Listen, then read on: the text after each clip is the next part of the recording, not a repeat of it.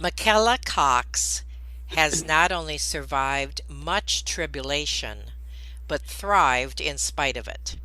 She has had a lifelong disability of legal blindness.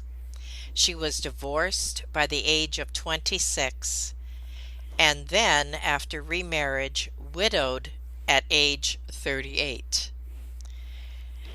One of the things that she said on her website that I really appreciated and wanted to share with you today is this: a disability can make you feel very helpless and without options, but she will show us how to overcome that.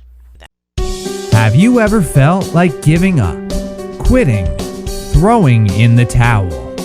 Welcome to Never Ever Give Up Hope featuring Carol Graham. She's an author, health coach, and motivational speaker. Backed into a corner multiple times in her life, Carol shares with you stories on how she overcame some of the toughest obstacles a person can go through in life, but refused to give up hope. Rather than admit defeat, an opportunity was presented, and it involves each and every one of you. Carol will feature spectacular guests who will share their messages of hope, encouragement, and their inspiration to prove why life's adversities only make you stronger. And now, welcoming the host of the show, here's Carol Graham. Is a 9-time published author. One of her books, Heartfelt Meditations, a collection of poetry, is one that we all need to read. You are going to enjoy her interview today as she shares from her heart and also about her different books. Now, she's legally blind and she has endured much heartache, both as a woman who was divorced at a very young age, and then later, with her beloved husband, her second husband, she became a widow, also at a young age. And now she's a solo mom. This is somebody who should have a bad attitude, and what you're going to see in today's interview, it is going to be just the opposite. She's a survivor, she's a thriver, she's exciting, she's stimulating, and she will challenge us. Welcome, Michaela. Thank you for having me. I'm so glad to be here. So let's start with, tell us a little bit of your story to begin. Okay, like you said, I am a multi-published author and I'm speaking and trying to get into that. My journey, I'm 43 now, so it's been a couple of years since I came up with the 3Ds, but I was born in Houston, Texas in 78, and I was actually born totally blind. It was discovered when I was like 3 months old or 2 months old or something like that. No, 3.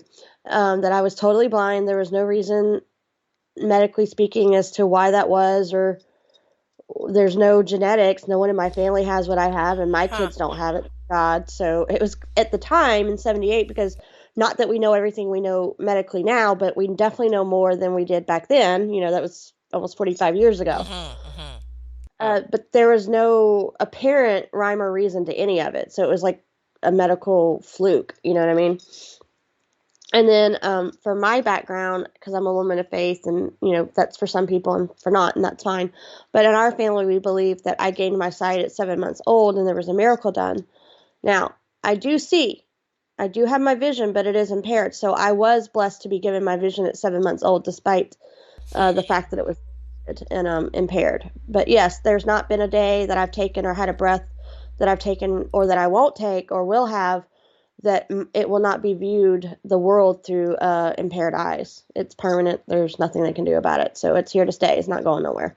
But you still have a great attitude, and that's what we're talking about today, right? Yes. And I appreciate that because you've also gone through a lot of other trauma. So share a little bit of that story too. Well, fast forward to, I got through childhood with challenges of academics and socially and all that stuff that goes with it. And that's a lot of individual stories in of itself. And you get through high school and then you go to college, right? So I went to college. I graduated from college, but I did what a lot of people do. You find someone, you fall in love, and after college, you decide to get married. Do the typical. And you think it's going to be your happily ever after. Well, not so Right. much. Not one.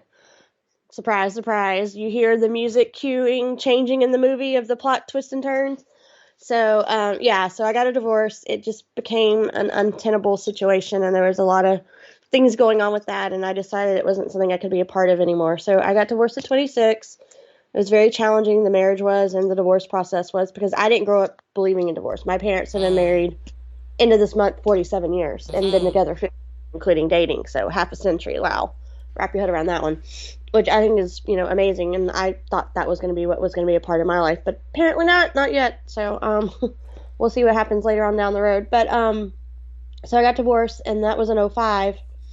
And then after being divorced for not very long, although I hadn't been with my first husband for almost a year, and had done counseling and a program called Divorce Care. It's an amazing program for anyone who's looking for a good resource. But I met the who would be my second husband, although I didn't know it at the time, and would end up being the love of my life in May of '05, and we got married in '07, and then we had almost 10 years together married and almost 12 years together, including dating. And then April of 2017, he unexpectedly, tragically passed away. And at the time, I was 38, and my children, who are now 8 and 11, but they were 3 and 6 at the time. Definitely not the oldest, but definitely not the youngest either. So, very young age to be hit with such a hard thing. So, Yes, and that of was, course. And how did you yep. cope? Depends on what day it is. No, I'm kidding. Good. I mean, some days are better than others. We're headed into a rough time of year for a lot of people that are going through grief, and we're fixing to be in Thanksgiving, and this is our 5th Thanksgiving and their Christmas coming up without them. But at the time, it was anyone who's been through grief, you're pretty much in shock and on autopilot and numb the whole first year, really. And I, I remember the night that I found out that he was gone. I just remember standing there, not really able to hold a thought in my head. But what I did know is I didn't know what was going to happen. I didn't know how it was going to play out. I didn't know what it was going to look like. I didn't know anything. You can't know anything. You don't even know what you can't know at the time. But I did know that I had to do what I had to do and get the job done for my kids. That's all I knew. That's the only thing I can think of is it doesn't matter what I'm going through. It has to be the kids. When did you start writing? At what point in your life? Oh, I've been writing forever. I've always written. It's who I am. It's what I do. It's a part of me. If I'm not doing it, I'm obsessing about it. I wrote my first piece. I was a weird kid. I wrote I wrote my first piece in second grade. I was living in Texas at the time because that's where I'm originally from. Um, and I decided, I guess I was upset about, I think that was the year the Supreme Court decided you could burn the flag in this country, and it was considered First Amendment rights or somewhere around there. And Hmm. I was all hot and bothered by it and thought it was awful, and I had to say something about it. So I decided in second grade to write an editorial and submit it to my local Oh newspaper. my And they picked, goodness. yeah. And actually, since you mentioned We the People, it's actually, I showed it, I printed it in the beginning of that book to show the very early planted seeds of my weird passion for politics. Because I was hot and bothered about it in second grade, although I did not understand it in second grade the way I do today. And then I wrote my first poem in fourth grade, and obviously what I write now is not what I wrote as a kid, but I've always written. I hope it's better than what I wrote when I was a kid, or we're in trouble. But yeah, I've always done it, and so I've kind of tried to find my way of how to use what I think I've been given to use to share messages and my story and lessons that I've learned and wisdom and truth. So Share something with us, what a story or from one of your books or whatever you would like to share to show us your passion and that your type of writing. my writing is, for the most part, is nonfiction. I mean, I might pull a fiction book out of my head one of these days, but it's not my strong suit. I like to start a conversation, a dialogue. Like, I'll have a thought and it's like, well, that's interesting. I wonder what people think about it. Let's start a conversation. Let's have a dialogue. I'm not here to tell anyone what to do with their lives. I'm not here because I have all the answers. I don't have it all figured out. I can only share what I've learned and what I've grown in, and what truth and wisdom I've gained from my own Mm-hmm. experiences, Mm-hmm. and I think some of the topics I write about, like politics and religion, are kind of sensitive subjects. So if you give it in a way that's kind of casual and clever and funny and lighthearted, and just saying, hey, this is just simply what I think. I'm not trying to be in anyone's face, then it makes the dialogue that probably needs to be had about it a little bit easier to open up, and people are more comfortable and more willing to engage, you know? I like that attitude. Would you be able to share something that you wrote in that vein politically? Yeah, the first book that I did, it released in 2020, and I'm getting ready to start researching the second one for this year in 2022 in that series. Because I currently have 5 series I'm building out. But it's We the People, the book that I wrote about that, it's not about Washington. It's not about who's on the right, who's on the left, or who's actually right or wrong. It's more about, I feel like as Americans, we need to be informed and we need to be educated. We Mm, can't change things in our, whether you agree with what's going on in our country or not is not the point of this conversation. The fact of the matter is, if you're not informed and educated, whether you agree with it or not, you can't make any change one way or the other. It's like I say a lot, if you're playing football or baseball or basketball, you wouldn't go on that baseball diamond or that football field expecting to play the game if you didn't know how to play the game because you didn't understand the rules. You have to understand the rules of this country, agree with them, don't agree with them, in order to know what this country is and to know how to make it work. And then if you want to go change it once you understand it, then more power to you if you don't like it. and what kind of feedback are you getting? I think I've had positive feedback. It's just more of I want people to understand what America's about so that we can be educated, informed, and have a real, honest, truthful, informed discussion that actually might can move the needle one way or the other. Regarding the book Heartfelt Meditations, what kind of poetry is that? No, it's poetry that was based off of scripture. I started that book when I was in high school. My ninth grade, I think it was ninth grade, English teacher showed me that as a writer you can write whatever you want, and she thought I was talented or gifted or something, and she thought I had a knack for it, I guess I should say. And she's like, "Why don't you use it the way you want to use it and the way you feel like you're called to use it?" And at that time, I was about I mean, I'm still about my faith, but I was very much interested in looking at, still am, but the reason why I wrote that book is what I'm trying to say is, and stumbling over it, sorry. I had a lot of people that were important to me and I wanted to show them like how much they meant to me. So I would take their favorite verse and expound upon it and put it in a poem. Now, when I say a poem, it is Oh, free verse.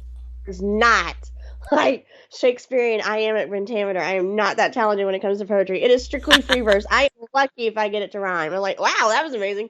And it's not planned. So mine is very much free verse. So I took, and because of my vision being impaired and how long, even though I'm good at academia, it takes me a really long time to be good at it. So when I'm in school, I don't really do anything else because I don't have time. So I had to pick at it for like 10 years. So over like from 94 to 2004, I wrote 70 different poems based off of 70 different scriptures. There were a variety of topics and places out of the Bible. And then it, your life happened with the separation and divorce and got married and, you know, kids and school and everything else. And then it finally came out in 2011. for people who are going through trauma of any kind, I mean, you've been through a lot, like you said, tribulation, was like household word for you in some points of your life. You just picked up your bootstraps, as they say, and kept going. But how did you do that? Can you be a little more specific for those who are hurting out there? Possibly through your books, you have given this message. So, however, you would like to address that. As far as a book that if they want to read my story, the book that I wrote and it came out this summer, June, it was called Now I See. That is the book that everything we're talking about here today, that if you want to see what it was like to go through it, it literally walks the reader through every part of my life of Okay. the with the disability, getting married, getting divorced, and then losing my second husband and what I've learned through all that. So that's the book that if you want to know what that really is like, that's where you want to go. It's called Now I See.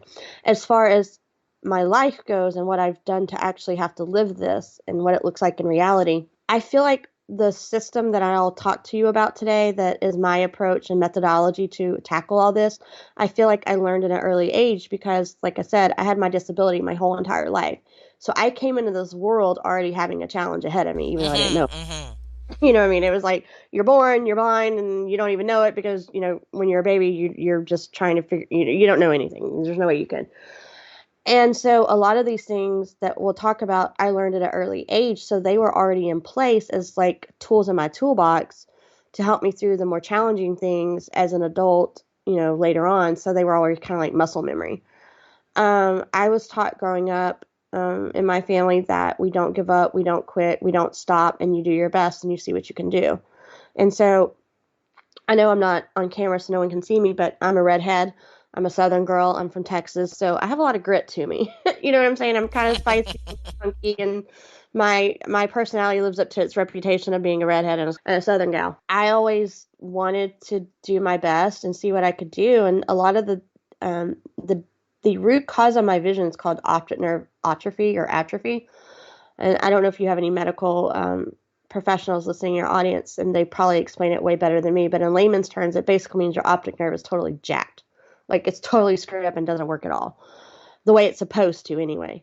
And Mm-hmm. so it's your optic nerve, if you've ever seen it on a graph or like an anatomy and physiology class or your doctor's office, it's like a certain shape and a certain color. Mine's not. It's the wrong shape and the wrong color. Hmm. And so the bloodstream doesn't go through the way it's supposed to send the signals to the brain to tell the brain what to perceive to send to your eyes. So it's a processing issue, among other things. And so the doctors thought there was going to be a whole lot of other stuff that went with it. I don't know if it does or doesn't because I've not experienced it. But for some reason, if there is, for most people, I haven't had it. So they told my parents all these things they thought I'd never be able to do. And my parents didn't buy into it. And they basically said, well, God blessed her with her sight. So let's see what she can do. And as long as she's doing her best, then. Mm.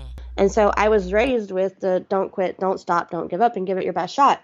And so basically telling me no is basically a sure bet it's probably going to happen. I don't do that well. And I don't know another way to say this.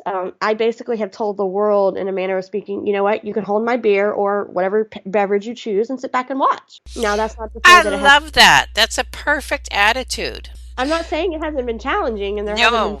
had to overcome, but it's the choice I've always made, and that kind of starts me on the process of. I have 5 steps that I think have served me well through all of it, the vision and the divorce and the losing of my husband. Basically, whenever life tries to knock you on your butt and throws you a curveball. And What like I are said, those what are those 5 steps? Carol Graham would like to show you the path from misery to miraculous triumph in her fast-paced memoir, Battered Hope. She relates her determination to succeed as someone who experienced one horrendous nightmare after another. Gang raped and left for dead, loss of a child, husband falsely imprisoned, and cancer. Nothing could break her tenacity or faith. No matter what you face, heartache, loss, suffering, or injustice, Carol will illustrate how she became a victor the same way you can. The secret is to never, ever give up hope. Order your copy at Amazon or batteredhope.blogspot.com.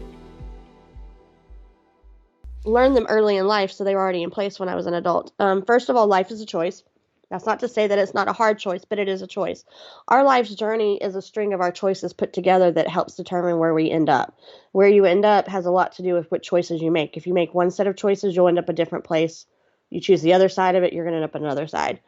And I like to say it's a choice because it is up to us. We may not choose our circumstances, the hand that we're dealt, but we do get to choose what we do with it. I didn't choose to be born blind. I didn't choose to have a disability my whole entire life. I did walk away from my first marriage, but I did not choose the circumstances that my husband did to create an untenable situation that was no longer viable and not worth dealing with. That was a lot of messy stuff. And I definitely did not choose to lose my husband at 38 and my 2 small Right, children at the right. time at 36 lose their father. My son has been alive longer. He has had more time not with his father than he did with his father at this point. And my daughter will come to that day as well when she's 13 and something. So my son's already lived longer than the time that he had with his father. We didn't choose that. I wouldn't wish that on anybody. But think of yourself as like an artist who gets hired for a job. And we all know when you work, you have to do what the boss says, like it or not, right? If you want to get paid anyway, and you're smart about it. And this person hired you to do this creation, but they gave you materials that you don't exactly like, and it's not exactly your artistic forte, but you have to do it.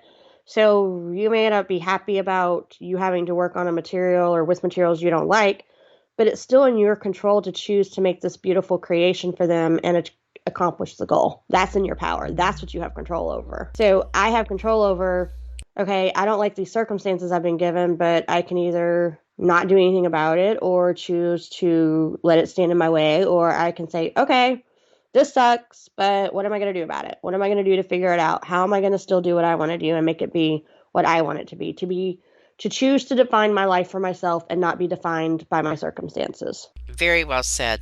Excellent. Tell us a little bit more about some of your books. Like one of the ones that you had shared, I think it was one of your newer ones that you'd like to discuss, is Take a Sip, Take a Breath, and Go. I love that title. That was a series that I wrote when I became a new mom. Or, well, actually, I take that back. I did write about becoming a new mom. I wrote it 5 years after the fact when I was out of grad school because I didn't have time to write. I wrote for the professors, but I didn't write my stuff.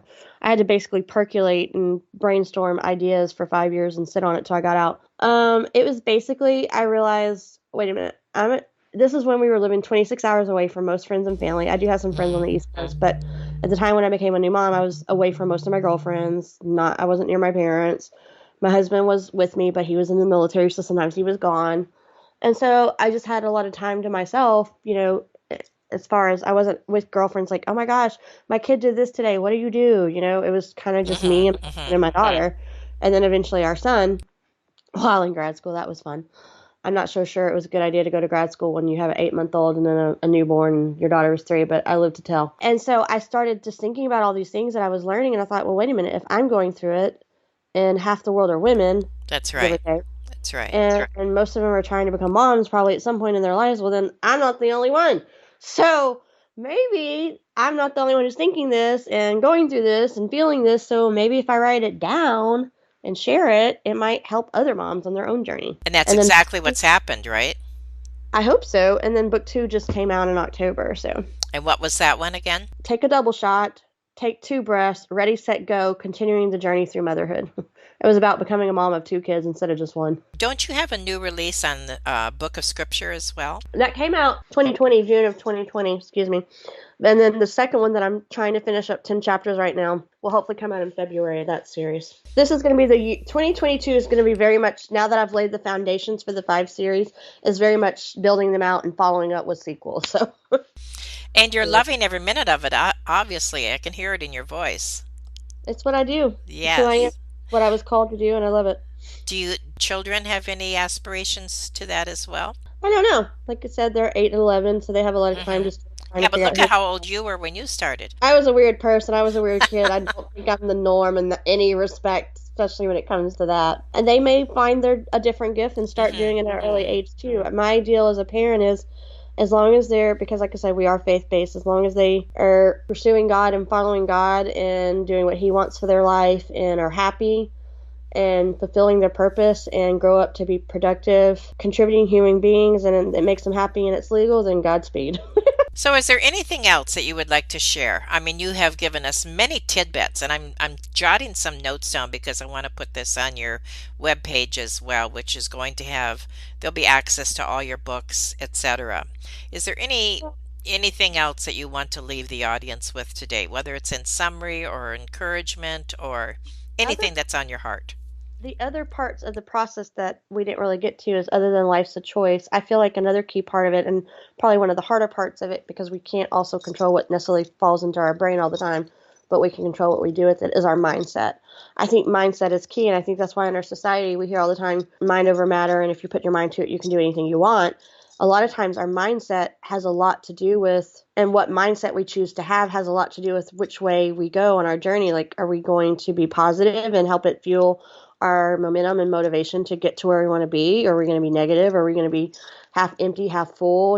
Are we going to choose to see the rainbows and the silver lining amongst the clouds? Or are we going to stay in the rainstorms? Now, I'm not saying the rainstorms won't come, and I'm not saying they're not hard hits. I mean, I've struggled over the last 4.5 years sometimes with my own mindset, but it's still, once you process those feelings, as you should, because that's what makes us human, and we have to if we want to grow. But once you've had those feelings and emotions and thoughts and you process them, you still get to decide what you want to do with them. Are you going to allow them to help fuel you to get you where you want, or are you going to let it hold you back and stay in the yuck and the muck? And then I also say, I've learned this. I should have done this when I was a younger mom. I didn't have time.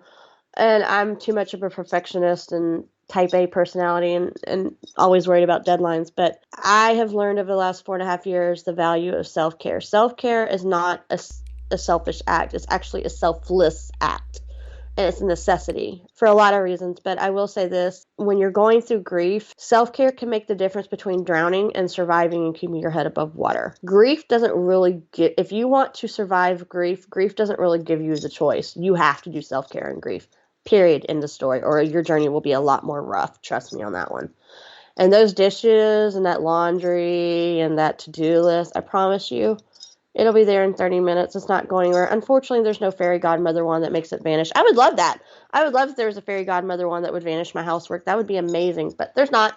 So go do 30 minutes for yourself, and you'll be a lot better off and be more helpful to everyone. And what do you you'll be able recommend for the self-care 30 minutes? I'd say 30 minutes is whatever you need it to be Right, and whatever right. your life allows. But we are all unique individuals and we're all different and we all have things that we are geared towards that help us feel better, that helps rejuvenate us and refuels and renews our soul.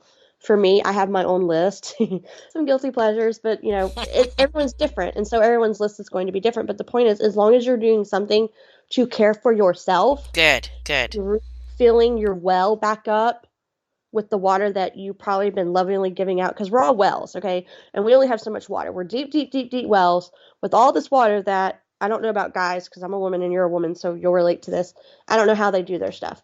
And I don't know how they would think about this conversation. But we are busy women. We are always got roles and hats. We're moms, we're wives, we're daughters, we may be a stepmom, we may be a foster mom, we may be an employee, we may be a boss, we may be a girlfriend or a niece or aunt or whatever, co-worker, friends, a woman at church serving or in a Bible study or in a readers group or whatever, all the different things we do.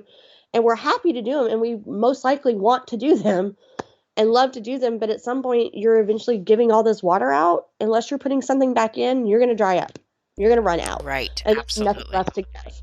And then you'll probably be crabby for it. Because you're running around with a chicken on your head cut off and going, oh my gosh, I'm doing all these things and just feeling insane. And so you have to be willing at some point to find a way, whatever that is for you, to put something back in so that you can keep doing and being the person you want to be for all the people that you love and are in your life. And your people in your life will probably appreciate it, actually. And I think one thing you need to add there is that you can't feel guilty about taking that time for yourself.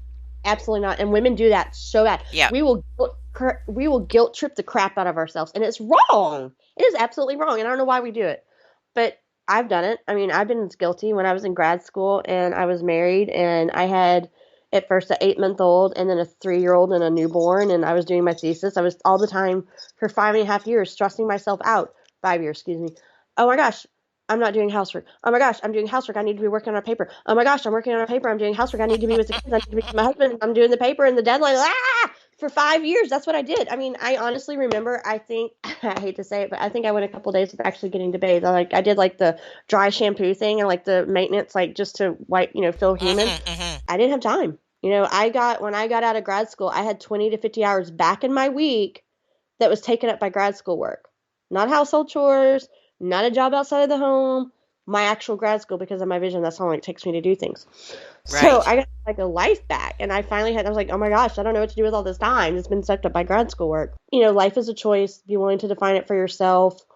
Mindset is key, self-care, and then resources. Sometimes we all need resources, and that can look like a variety of things depending on what you feel stuck in. And they all affect each other. Sometimes getting the resources allows you to get what you need for self-care that helps maintain a balanced and healthy, centered, focused mindset that allows you to stay true to the choices that you wanted to do on this journey that you chose. You have so many tidbits of wisdom in this interview. I think that anybody that's listening is going to need to listen to it twice. It's incredible. And you're the poster girl for enthusiasm. I mean, it's exciting. You excite your audiences, and now you said you are considering, well, your readers at this point, hopefully your audiences soon, because you're considering public speaking. Is that correct? Yeah, I've been podcasting since February, and I'd like to get some, now that our world is kind of opening up, and because I still have kids at home, I wouldn't mind doing virtual events, but I wouldn't mind doing live events either at some point. And what is your podcast about? I don't have a podcast. I'm just on podcasts. Oh, on podcasts. Sorry. Okay. Well, maybe you need to get one. People have told me that, and that might happen at some point, but I have so much to do as is. Right. I'm just like, I don't even want to try and figure that out right now. Not to say that I'm saying no to it, but right. Just right now writing 5 series and trying to get into speaking and trying to get TEDx talk and all the things and all the things that go into self-publishing. It's like, okay, Michaela, you need to learn how to say no. No is a good word. And you also have children. Yes, I do. I have 2 kids. Don't let's forget that. I have 2 kids. Yeah, right. Amazing. I would say the call to action that I try and tell people that I hope empowers and inspires them is life is a choice. You need to be willing to define it for yourself. And we get one shot at this. So you need to travel your journey well and do your best to thrive in it. Very well stated and an excellent summary. Thank you, Michaela. That has been exciting. I know that my audience is going to love your energy and will take, hopefully, what you have said today and apply it to their own lives, because that's what you're doing, why you're doing what you're doing, is to help others, because you're that type of personality, right? I do my best. I have my moments. I try. Absolutely. No, you're doing a fantastic job. If I have to have all these lessons that I've learned, then people are going through them too. So maybe I can help and share some wisdom to help them. Exactly. At least something will come out of it, right? Well, I think that's most authors and most people that I've interviewed on this show say the same thing. Just like you said in the beginning of this interview, is that because you have been there and this has happened to you, there's probably a lot of people that it's happened to out there as well. And we encourage each other, we help one another, and that's obviously what you are doing. So I thank you so much for being on Never Ever Give Up Hope. Thank you so much for having me. Thank you for listening to Never Ever Give Up Hope, featuring Carol Graham. Did you know that most people succeed because they are determined to? Quitting was never an option. Carol loves your comments and will respond to each one. So please subscribe and review this podcast. A rating of 5 stars would be outstanding and appreciated. Remember, if you are still here, there is always hope.